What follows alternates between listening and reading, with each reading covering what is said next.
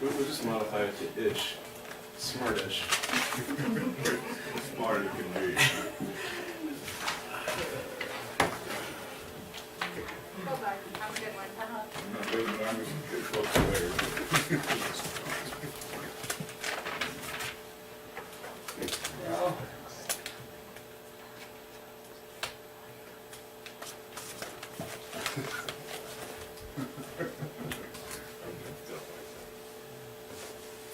You guys repair that, huh?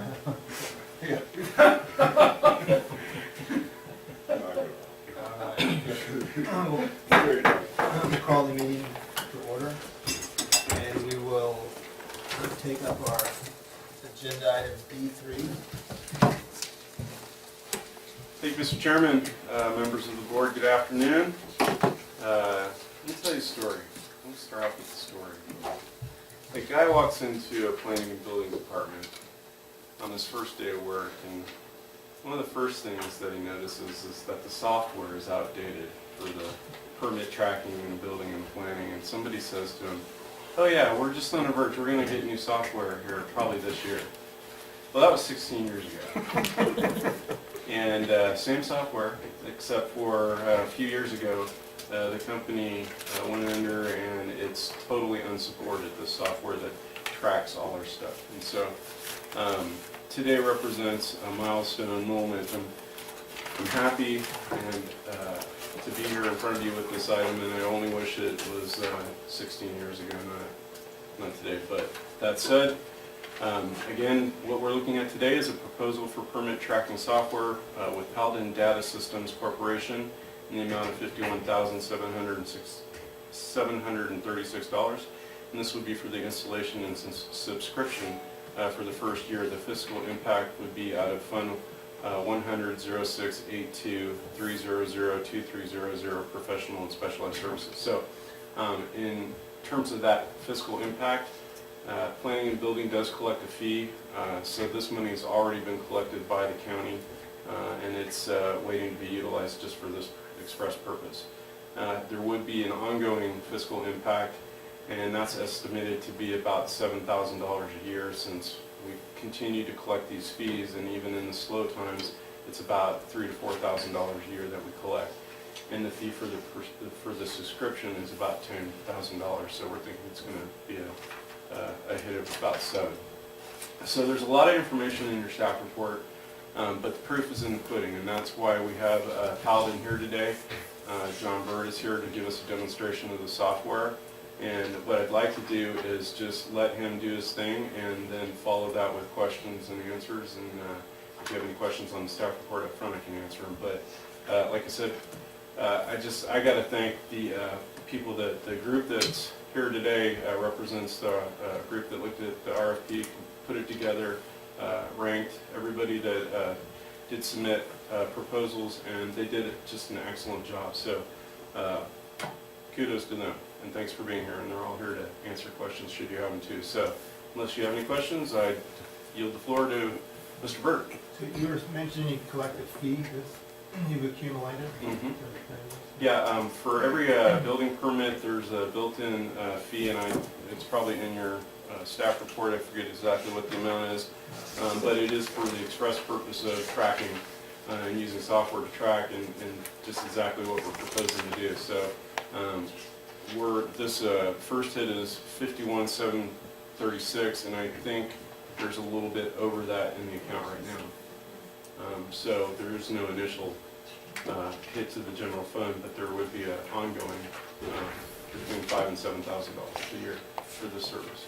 And I'll let Mr. Bird go into it, but you know, this is kind of a departure. This is where everything's going. You'll see with this software that it's amazing, and we're going to be able to serve the public that much more efficiently.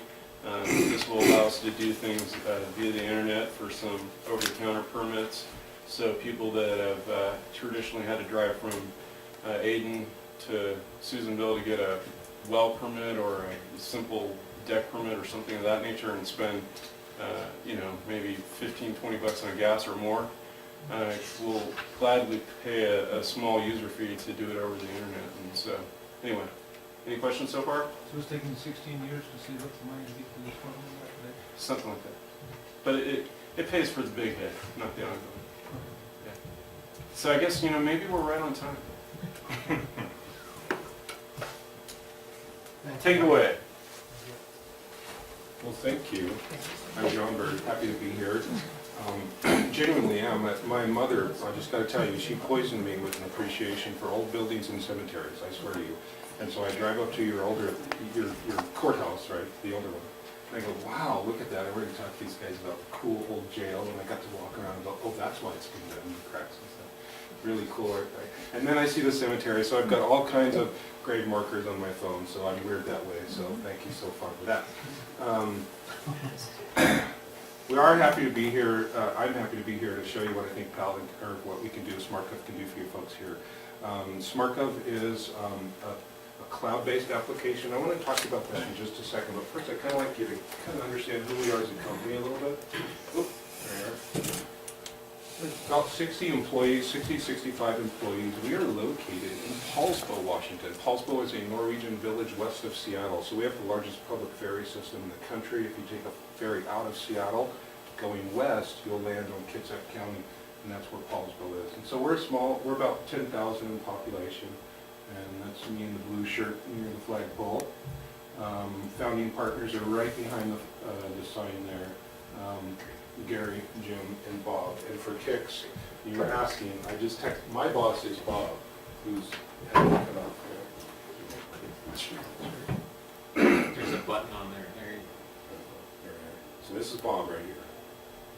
And he's a bit of a trivia guy, so I just texted him, I phoned a friend, and I didn't tell him the answer. He said, who's the star of the Paladin Western? And he says, the guy's name was Paladin, and he was played by Richard Bunce. There you go. I'm going to tell Bob. He gets full mark for that. Verification. So, anyways, this is the game here. In Paladin, we've been around since 1994, so roughly almost 20 full years.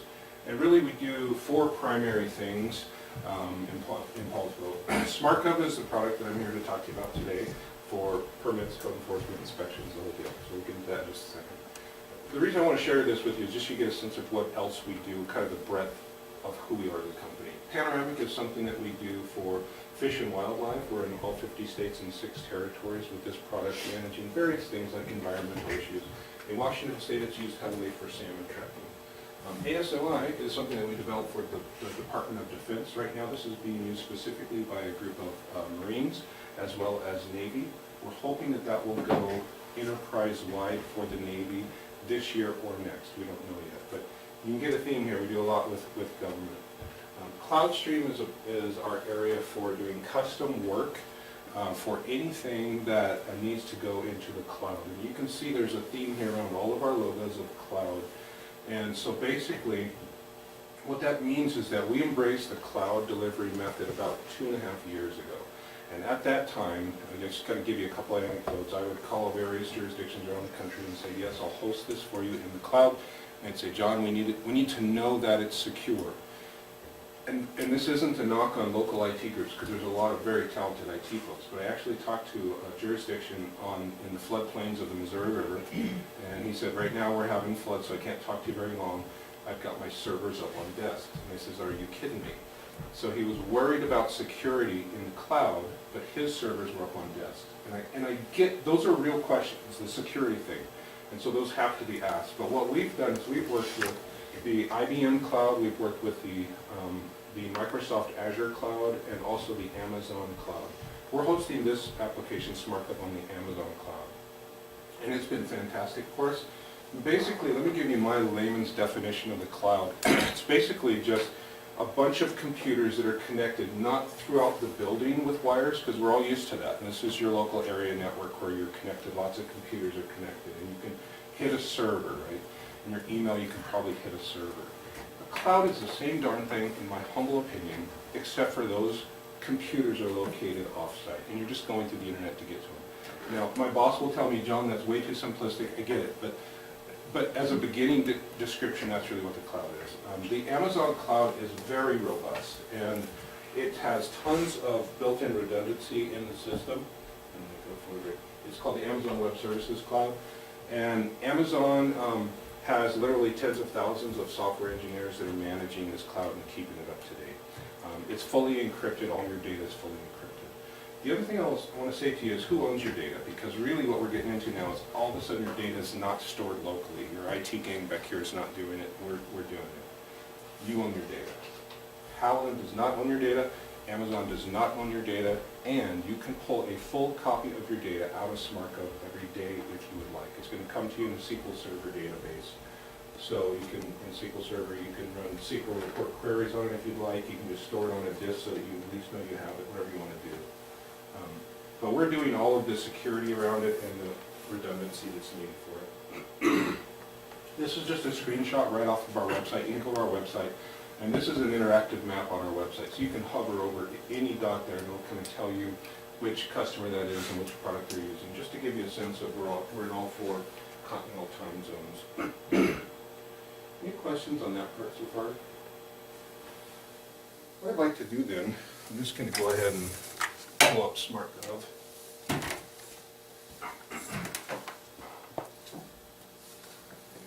sign up here.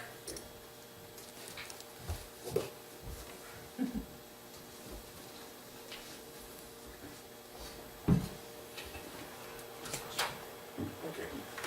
So today I'm using an Internet Explorer browser. You can use any major browser, so Chrome, Firefox, Safari, you can use any of those. I'm just using Internet Explorer browser today. And of course, notice I just go to a specified URL which your users will have access to. And it is secure. You can see HTTPS. S means we're hitting a secure server.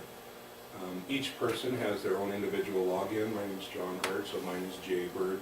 You can have whatever naming convention you want, by the way, for that. And I'm just going to sign in. And really, so this is a lot like if you do your private banking online, for example, and you log into your Bank of America account or whatever, right? And by logging in, now you can interact with your account data. Same thing, okay? It's essentially the same thing. So simple menuing system on the left, and here's my main work area. And I just want to give you a couple of examples of what SmartGov can do for you. And then I want to show you our public portal, which I think you're going to really appreciate the public portal. So SmartGov is designed for you to tune the system based on your role. So I'm going to come in under this preferences area and customize my home. And these are various widgets that I can turn on or off. I can move them around on my screen. So for example, if I am a code enforcement person, and here's my code enforcement list, I've got that turned on. Great. That might be the only thing I want to work with if I'm a code enforcement person. All the rest of it, turn it off, it's in my way. If I'm a permit tech, I might want to have just my list of all applications turned on. If I was a licensing person, by the way, I don't think you folks are doing licensing here, but just as an example, if you were issuing licenses and that's all your role was, then you turn that guy on and you can turn the rest of them on. So there's some different things like that. I'm going to turn, for example, this guy on and move him up, just to give you one example. And save that. And what I just turned on here is just a little chart here. And this chart, again, for some people that's useful, for some people, turn it off. I don't know. Okay. So depending on your role, you can come in that preferences area, and you can kind of tune your screen based on how you're doing business. And keep in mind, this today is just a list of sample data. Certainly is not your data today. But easy for me to take a list of data. In this case, I have 11,000 records. Let me filter this down and just say, show me those in the department building.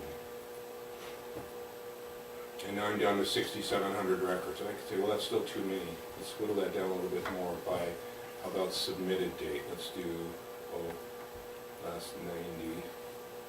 And we're down to 48. That's a manageable list. So I can open these if I like. I can print them out, or I can map this. Now this is part of our contract with you folks that's in your packet there is for a mapping component that we're looking at right here.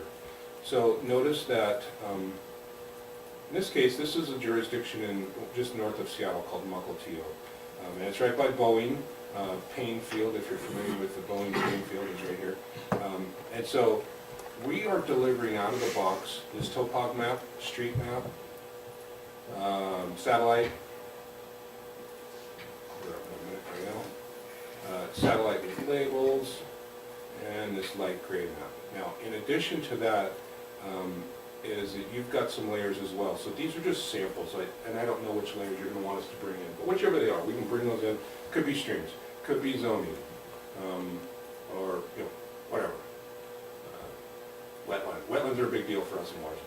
Here's a wetland. Or, and this one is one that's really going to be helpful to you, that'd be parcel.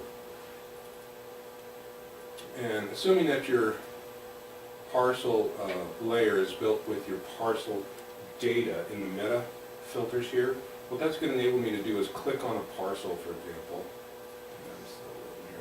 Click on a parcel, and that tells me now who that parcel, what it is.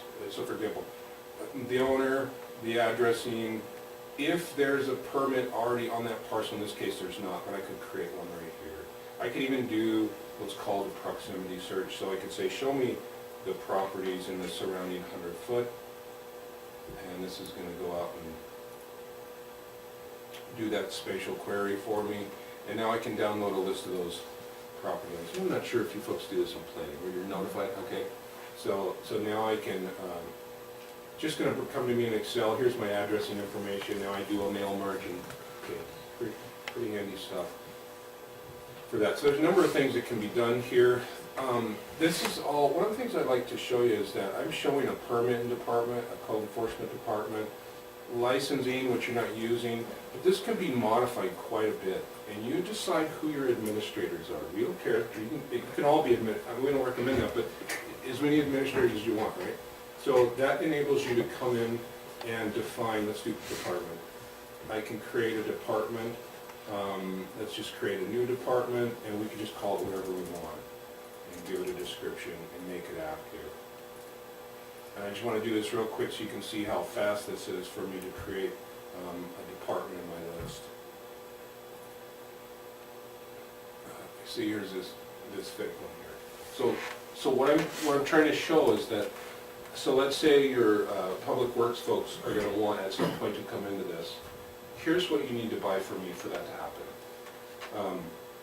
Enough user licenses to cover the new users in public works, and if you choose, services to configure that department. Now, services are optional. By that time you might say, we're pretty comfortable with how to administer types, how to administer fees, how to create and do reports. You might say, we're totally fine, John, we don't need any services from you. In that case, all you need to do is buy from me however many users you need. And I think the rate that you're on, you're about $1,400 a user per year, something like that, roughly. Okay. So what I'm trying to show you is how easy it is for you to bring in new people. So for example, here's how you administer your own list of users. Maybe somebody decides to leave the organization, and we just mark them inactive, and now we create a new one. You don't have to call me for that. You don't have to call my help desk. Certainly if you need help with it, do call my help desk, but you don't need to. Okay, pretty easy. And you can create a new user that quick. Okay, now let's just do this. I'm going to go to a recent permit that I have in my list. Let's open up this. Actually, let's do this single family. And under single family, again, this is just demonstration data here. You can define what statuses you use. This is just a list. You can rename all of these if you want. You can have only a few statuses. This is all configurable. And for example, let's go to submittal. Here are the submittal document. If you're going to build a house, I'm saying, hey, here's all the things you need to bring in. Again, of course, this is configurable.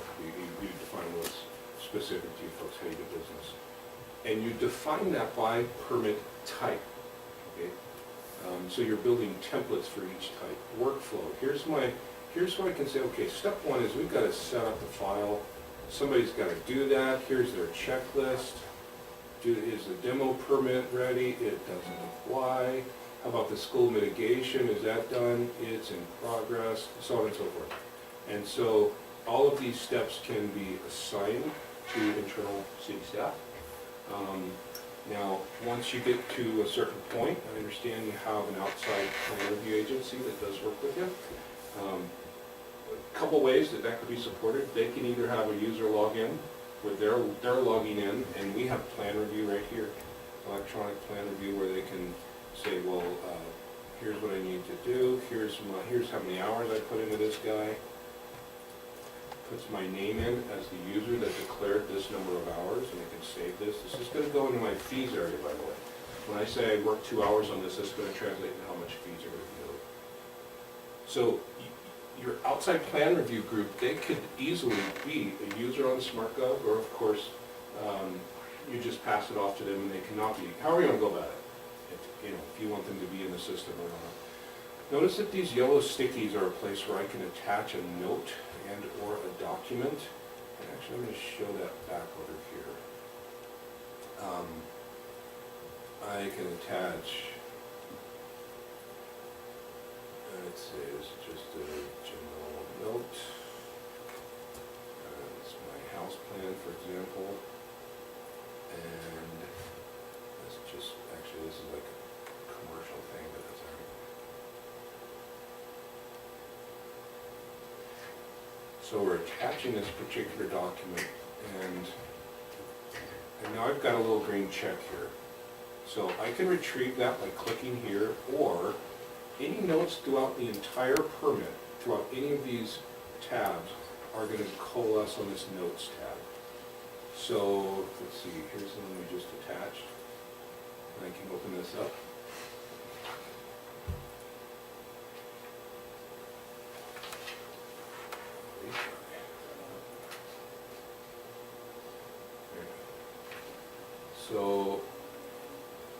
So I can do what I need to with this document. One of the things that that Galen was showing me upstairs, and this is common, of course, you've got an archive of documents and things, plans and so on. Some of that stuff you're going to keep for a long time because you just need to. If you're interested in going down the path of starting to digitize everything, we're geared for that. One of the great things is storage in the cloud is very inexpensive, and your storage is unlimited with your subscription to SmartGov. So you can keep adding attachments as much as you want, and we're storing it for you, no additional cost. So that's kind of a nice thing. Let's shift gears now and go to the public portal. So the idea of the public portal is a place for your citizens to be able to interact with your data. In most cases, this is public record stuff. So if you want, you can say help yourself. At the same time, this is a contractor dashboard or an applicant dashboard. So a contractor or an applicant can set up an account with you. They can log in, they can interact with you. Before we log in, notice I'm not logged in at this point. Let's just go to permitting. And from here, I can just start typing. This is going to auto-reduce to anything within the SmartGov database that matches.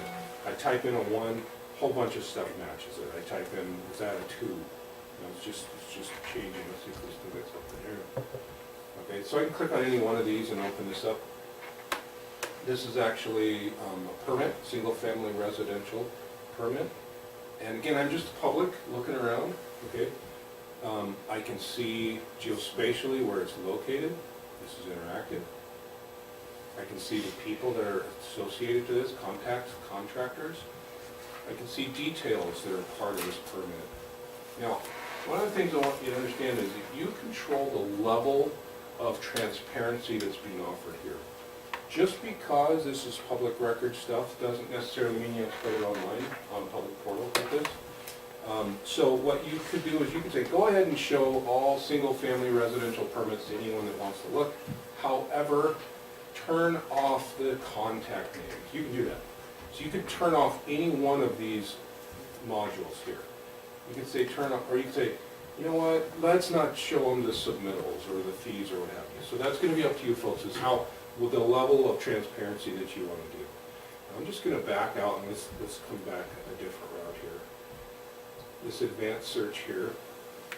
Again, I'm not logged in. This is just a really cool way for anyone to kind of look for information in the system. So for example, I could say, hey, I know there's some commercial development happening down the road. I'm just curious, what is it? That's all I have to, I just put one attribute right here. Now, if I want, I can pick additional attributes. I can say, only show me those that are issued. or only show a certain submittal date or what have you. But let's just go with those two attributes and search the database. And we found 7 permits. Now, I can click any one of them open, or I can say, let's just map these. So here you have the same mapping that was available on the back office, now becomes a tool for your public as well. Now, we have had some jurisdictions that say, John, some of our maps are really only intended for public use, we don't, or for staff use, county use. We don't want the public to look at it. That's fine. We have security rules which say, show this map on the portal and the rest of these turn off. So however you want to configure that is available there. Or, of course, I don't have to map that, maybe I just click on one of these and open it right up. Okay. Now let's just go ahead and log in, pretend that we are a contractor. I already have an account, but before I do that, let's say I don't have an account, because your citizens are gonna, your contractors are gonna go through this process at some point. So 1, 2, 3, simple wizard process. I just plug in my email, my password. It's really, really pretty basic, and I can get myself an account. I've already got one, of course. Let's just log in. And now when I go in this permitting area, this is my dashboard. I can see the permits that I'm connected to. By status, these are pending. I scroll down and now I've got issued. I don't happen to see any finals, but from here now, let's just open up this guy. And let's say I want to upload a certain document from here, assuming that I have a digital copy. Again, browse to wherever I want. Let's attach a different one here. Give it a note if I want. So it tells me I was successful, and if I want, I can click here and see what I've uploaded. But let's just go this route. Let's just copy this number, and let's come back to the back office. And this filter allows me to find a group of records like we did before, or very easily I can find a needle in a haystack. So let's do that. I'm looking for permit number, which I know the exact number. Oops.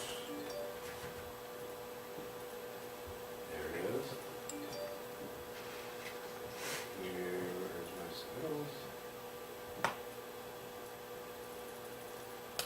And I think it's this one here.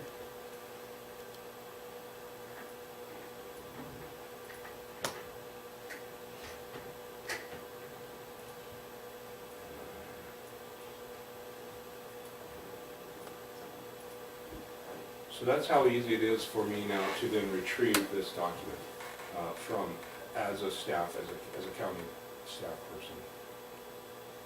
So there's that document. Now, one of the questions that I get asked a lot is, how do I know that this document came in?